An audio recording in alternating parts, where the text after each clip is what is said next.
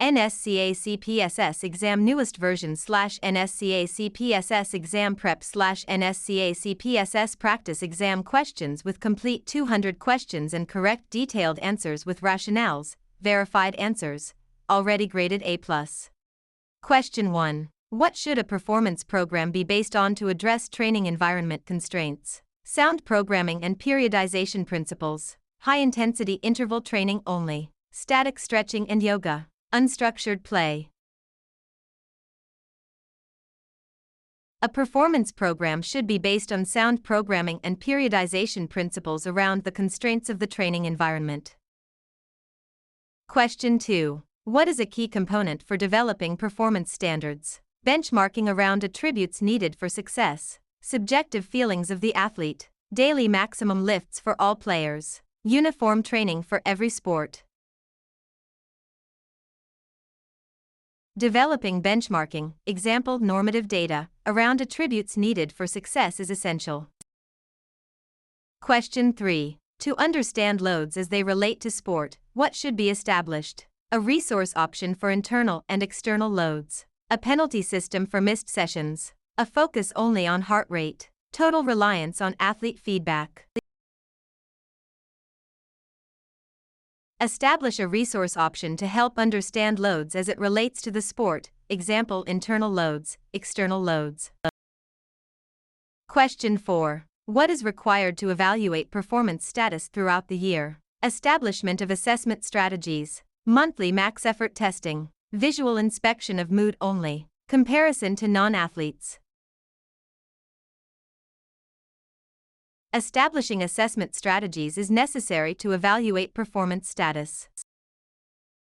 Question 5. What should be established to relate specifically to performance outcomes? Key performance indicators, KPIs, fixed training schedules, mandatory rest days every 48 hours, financial incentives for wins.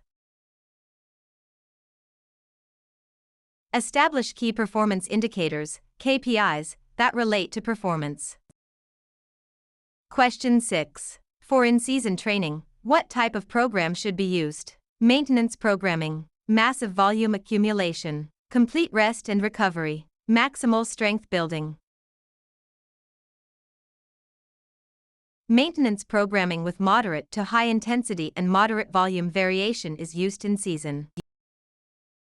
Question 7. Which type of training program increases team sport preparedness in the off-season? Phase potentiation, block periodization, linear aerobic-based training, non-structured cross-training, static maintenance protocol.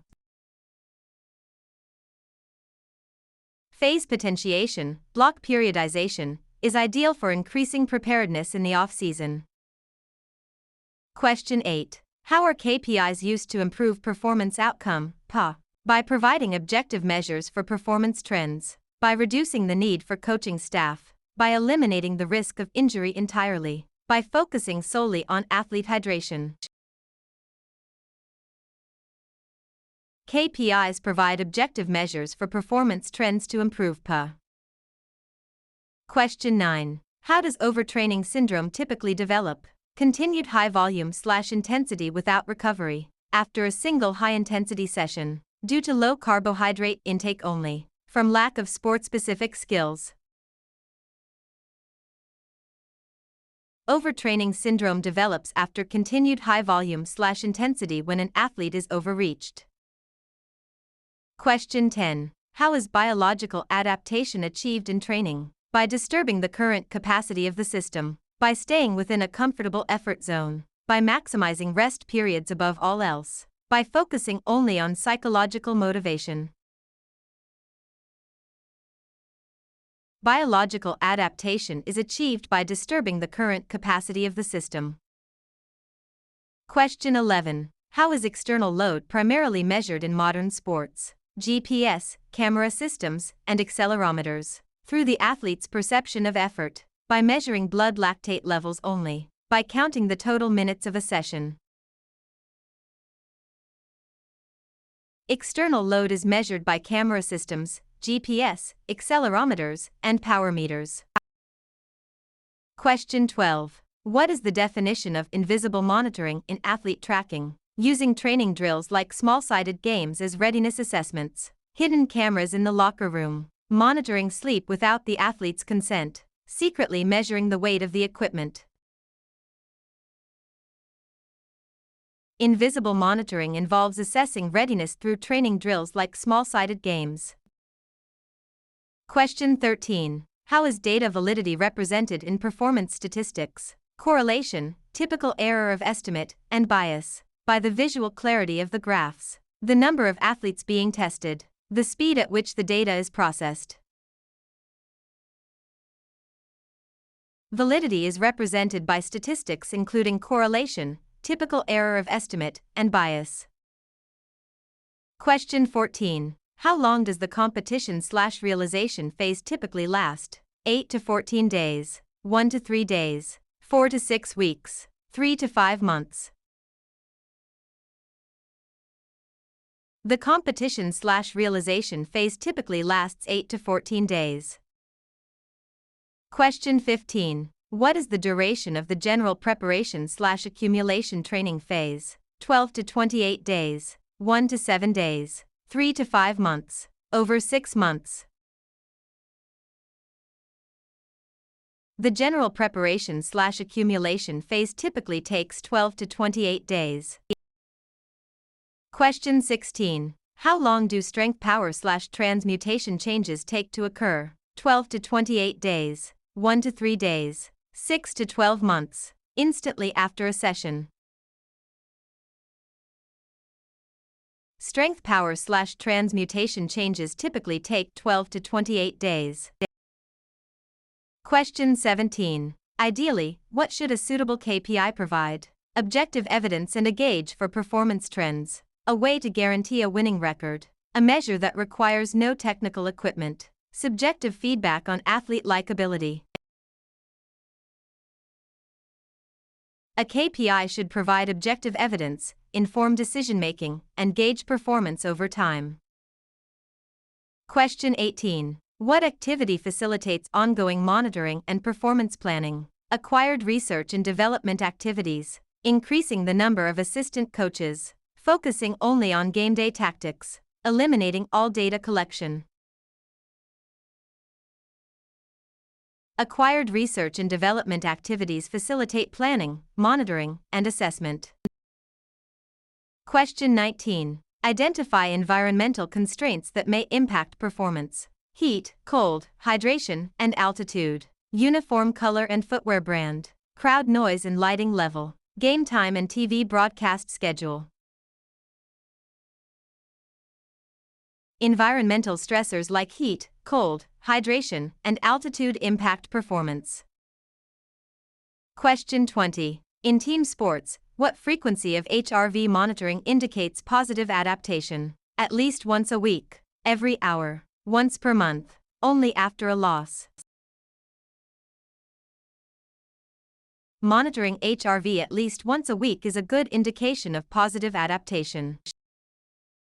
Question 21. What distinguishes periodization from programming? Periodization is the macro blueprint. Programming is strategic thinking with monitoring. They are exactly the same thing. Periodization only applies to weightlifting. Programming only applies to computer-based tracking. Periodization is the macro strategy/blueprint. Programming is the strategic operation integrated with monitoring. Question 22. Which dimension of athlete preparation includes recovery and nutrition? Psychological, physical, and personal growth dimensions. Only the technical skill dimension. The marketing and publicity dimension. None of these are related to preparation. Athlete preparation includes psychological, physical, nutrition, recovery, and personal growth. Question 23. What principles underpin relevant training theory? Training load, periodization, and sequential training. The win at all costs principle. Purely aerobic development protocols. Psychological dominance theory only. Training load models, periodization, and parallel/sequential training models underpin training. Question 24. What are the two types of blocks in a conjugate sequence model? accumulation and restitution blocks, strength and speed blocks, volume and intensity blocks, offense and defense blocks. The conjugate sequence model consists of accumulation and restitution blocks. Question 25. What is the range for common DRF, %*s/m, values in sprinting? -12 to -4% *s/m, 0 to +10% *s/m, -50 to -30% *s/m, 100 to 200% *s/m. Common values for DRF range from -12 to -4% *s/m. Question 26. What are common F0 values, N/kg, for jumping? 20 to 50 N/kg, 1 to 5 N/kg, 100 to 200 N/kg, 500 1000 N/kg. Common values for F0 in jumping are 20 to 50 N/kg. Question 27. What are common F0 values, N/kg, for sprinting? 4 to 12 N/kg, 20 to 40 N/kg, 0.5 to 1 N/kg, 100 plus N/kg. Common values for F0 in sprinting are 4 to 12 N/kg, 200 1100 N. Question 28. What are common PAX values, W/kg, for jumping? 15 to 45 W/kg, 5 to 10 W/kg, 100 to 150 W/kg, 200 to 300 W/kg. Common values for PAX in jumping are 15 to 45 W/kg. Question 29. What are common PAX values, W/kg, for sprinting? 7 to 30 W/kg, 1 to 5 W/kg, 50 to 100 W/kg, 10 to 15 W/kg. Common values for PAX in sprinting range from 7 to 30 W/kg. Question 30. What are common arfmax values, % in sprinting? 24 to 60%, 1 to 10%, 80 to 90%, 0%. Common values for arfmax in sprinting are 24 to 60%. Question 31. What is the range for SFV, and *s/m/kg, in jumping? -29 to -3.5, and *s/m/kg, 0 to 10, and *s/m/kg, -100 to -50, and *s/m/kg, +29 to +3.5, and *s/m/kg. SFV in jumping ranges from -29 to -3.5, most force to most velocity oriented. Question 32. What is the range for SFV, and *s/m/kg, in sprinting? -1.8 to -0.4, and *s/m/kg, -10 to -5, and *s/m/kg, 0 to 1, and *s/m/kg, 5 to 10, and *s/m/kg.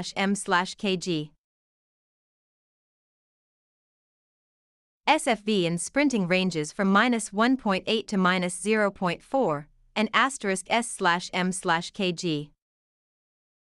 Question 33. What are common V0 values, m/s, for jumping? 1.5 to 6.5 m/s, 10 to 20 m/s, 0.5 to 1.0 m/s, 50 plus m/s. Common V0 values for jumping are 1.5 to 6.5 m/s. Question 34. What are common V0 values, m/s, for sprinting? 6 to 12 m/s, 2 to 4 m/s, 20 to 25 m/s, 1 to 3 m/s. Common V0 values for sprinting range from 6 to 12 m/s. Question 35. Which heart rate measure indicates positive adaptation? Improved heart rate variability, HRV, and recovery. A higher resting heart rate. Decreased heart rate recovery speed. Arrhythmia during moderate exercise. Improvements in heart rate variability and heart rate recovery indicate positive adaptation. Question 36. What are common signs of overtraining? Loss of appetite and constant soreness. Increased energy levels. Improved sleep quality. Rapid weight gain in muscle. Common signs of overtraining include loss of appetite and constant soreness. Question 37. Which of these is a psychometric inventory used for athlete monitoring? DALDA, daily analyses of life demands. GPS tracking logs. Lactate threshold testing. The 1-rep max chart. DALDA is one of the 5 psychometric inventories used to monitor psychological response.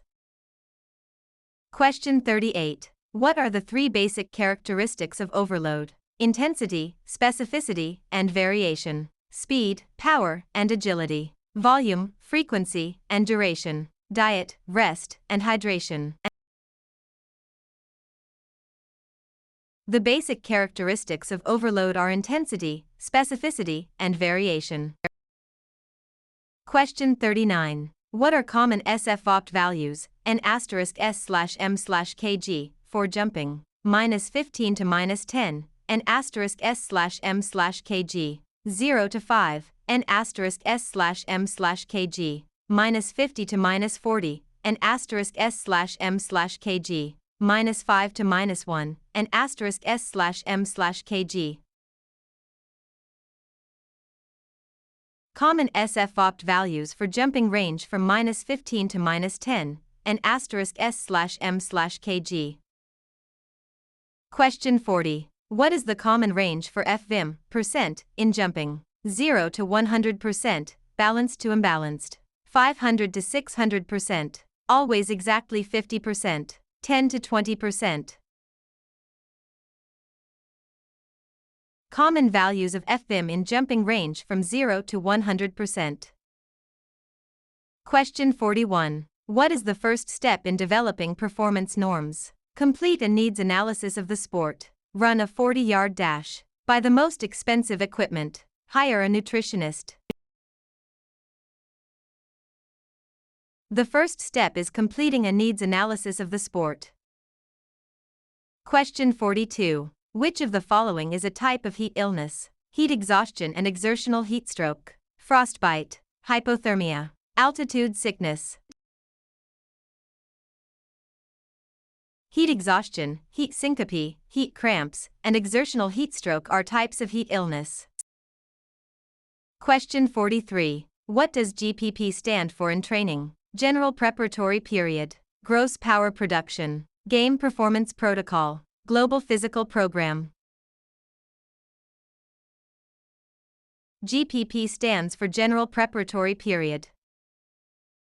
Question 44. What factor is associated with exertional heat illness? Hypohydration and fatigue. High carbohydrate intake. Excessive sleep. Cold environment exposure.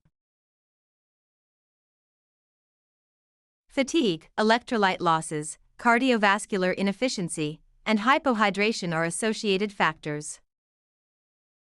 Question 45. Which factor relates to the biomechanical complexity of training load? Ground reaction forces and player load TM. Blood glucose levels. VO2 max resting heart rate. Biomechanical factors include ground reaction forces, accelerations/decelerations, and player load TM. Question 46. What is a concentrated load in training? A phase emphasizing one specific characteristic. Lifting the heaviest weight possible every day. Training all skills simultaneously in every session. Reducing volume to 0 for a month. A concentrated load is a phase emphasizing one specific characteristic, example, strength endurance. Question 47. What is the dynamic systems theory of training? A model describing complex behavior across dynamic systems. A theory that only focuses on muscle hypertrophy. The belief that performance is strictly linear. A system for tracking athlete diet only. Dynamic systems theory describes complex behavior across complex and dynamic systems. Question 48. What is a radar plot used for in performance assessment? Profiling athlete results against benchmarks. Tracking GPS coordinates on a field. Measuring the heart rate during sleep. Ranking players by their social media followings. A radar plot is an example of profiling performance testing results against benchmarks. Question 49. What is the Husker Power Performance Index an example of? Ranking, profiling, rehabilitation, nutrition planning. The Husker Power Performance Index is an example of ranking. Question 50. What framework describes the response to imposed training stress? General Adaptation Syndrome, GAS. The Newton-Raphson Method. The Pareto Principle. The Law of Diminishing Returns. General Adaptation Syndrome, GAS, is the framework of interaction between stress, fatigue, and adaptation. Question 51. What is an athlete's response to an external load called? Internal load, metabolic cost, mechanical output, psychological stressor. The athlete's response to an external load is called the internal load. Question 52. What is periodization also known as? Nonlinear training, static training, random training, high-volume training. Periodization is considered nonlinear training. Question 53. Performance is a function of the difference between which two factors? Fitness and fatigue, strength and speed, age and experience, height and weight. Performance is a function of the difference between fitness and fatigue. Question 54. In the psychobiological model, when does fatigue occur? When effort required exceeds the maximal willing effort. When blood sugar drops below 50 mg/dl. When the core temperature reaches 40 degrees Celsius. Only when muscles run out of ADP. Fatigue occurs when effort required exceeds what the athlete is willing to exert or feels impossible. Question 55. What is the effect called when performance is enhanced after adaptation? Supercompensation, hypertrophy, deloading, overtraining. Supercompensation is the effect where performance is enhanced if the body adapts. Question 56. What is the biggest criticism of the deterministic model? It is too rigid for sporting environments. It is too expensive to implement. It focuses too much on psychology. It requires too many rest days. The biggest criticism is that it is too rigid in requirements for sporting environments. Question 57. What does the coefficient of variation measure in testing? Variability of test-retest scores. The average speed of the athlete. The total duration of the test. The athlete's height-to-weight ratio. The coefficient of variation measures test-retest variability and mean score changes. Question 58. How does the deterministic model view sports performance? A unique consequence for every input or state. A random series of events. Purely a result of psychological luck. A balance between win and loss records. It is a model where there is a unique consequence or outcome to every input or state. Question 59. What is the relationship between dose size and response intensity called? Dose-response relationship, feedback loop, linear progression, hyperbolic curve. The dose-response relationship is the relationship between dose size and response intensity. Question 60. What is the equation for the sprinting FV mechanical profile? SFV, and *S/m/kg. F equals M asterisk A, VO2 equals Q asterisk, AV, O2. BMI equals kg slash M caret 2. The equation for the sprinting FV mechanical profile is SFV, and asterisk S slash M slash kg. Question 61. What metric attempts to combine volume and intensity using heart rate, TRIMP, training impulse, BMI, GPS total distance, VBT, velocity-based training? The TRIMP metric combines volume and intensity, HRR and exponential coefficients. Question 62. Which model is the most evidence-driven with little room for random variation? Deterministic model, hierarchical model, fitness fatigue model, dynamic systems theory. The deterministic model is precisely measured with very little room for random variation. Question 63. What determinants does the hierarchical model use? Physiological and health aspects, technical and tactical aspects, psychological and social aspects, financial and managerial aspects. The hierarchical model uses physiological determinants and health aspects. Question 64. Which training model features positive fitness and negative fatigue effects decaying at different rates? Fitness fatigue model, linear progression model, conjugate sequence model, biological adaptation model. The fitness fatigue model features these effects decaying exponentially over time.